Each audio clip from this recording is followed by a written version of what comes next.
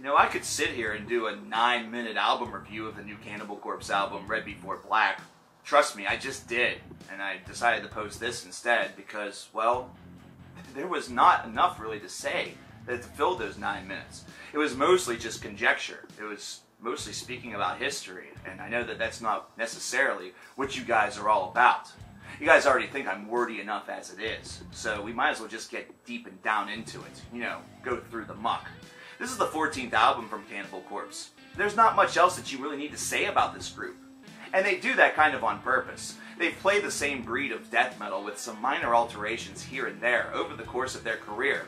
And really the big difference that has occurred is that in the early portion of their career, everybody seemed to be offended, with the exception of metal fans who thought it was super cool.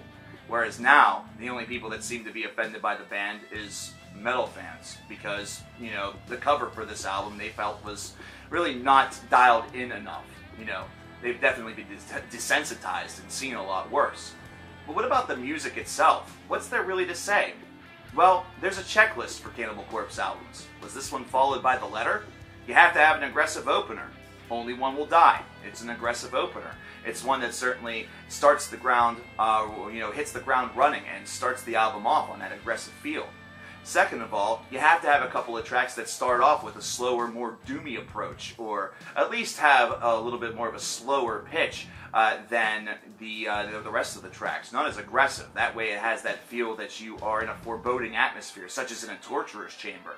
Well, there's Code of the Slashers, there's Shedding My Human Skin, and there's Scavenger Consuming Death. So take your pick. You actually got a trifecta of those. Third of all, you have to have uncompromising material throughout the remainder of the disc that always is going to feel like it has the potential to be a live classic. So you have that with tracks such as the title track, Red Before Black, or Firestorm Vengeance, perhaps even Head Shoveled Off. These are all songs that feel like they could very easily be interjected into the live set and really captivate and create the same sort of buzz and atmosphere as the other songs, maybe the more classic songs of Cannibal Corpse, and feel like they, are right at home. And finally, it can't be something that's altered or feels like it is falling behind in the loudness wars. This is a loud and uncompromising album, and it's certainly one that does not fall victim to those things. What's the basic information that you need to know about this disc? This is Cannibal Corpse on autopilot, but Cannibal Corpse on autopilot is better than a lot of other bands. And it's principally because, well, Cannibal Corpse has a pretty good formula going. They understand what unadulterated, uncompromising, death metal in its most basic and, introductory form is all about. And they should, after all. They're one of the forefathers of the damn genre. And based around that, it's going to sound like every one of their albums feels a little bit bigger and bolder. Mostly because it's not muddled down by adjective metal. It's not something that needs to go off on the 5 different tangents, which easily make it a very reviewable and disputable idea.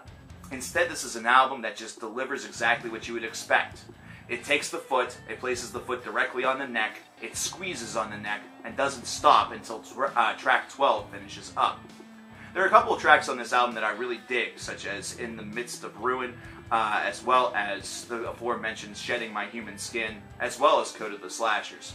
One thing I really love about Cannibal Corpse is whenever they do go to that quieter place. And really, Hideous Ichor is a fairly decent finale that does follow some of the finales that have preceded it. So, with those things really being stated, Cannibal Corpse has done some things right. But it's not necessarily an album of the year. It's not necessarily an album that's going to absolutely floor or wow you. Especially considering it is 2017. And now, this kind of standard death metal almost feels like it's missing something. We've gotten so used to all the adjectives being placed in front of death metal that sometimes we neglect to remember what true unadulterated death metal truly is.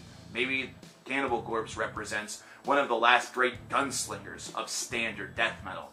We know we can't rely on 6 Feet Under for that after all, especially not after the last 3 albums. This is a good disc, but like I said, it's nothing legendary. It's not going to blow your mind. Is it going to potentially be on some year-end lists? Yeah, sure, why not? Is it necessarily going to be on my year-end list? I would actually have higher doubts, but it's still a good album, one that I would recommend. It's not necessarily one that really needs a score, but if I were to give it one, it'd be a 17 out of 30. But I want to know what you guys think about Red Before Black, absurd album cover and all. Let me know in the comments below. My name is CoverKillerNation, and I'll talk to you guys next time. Take care.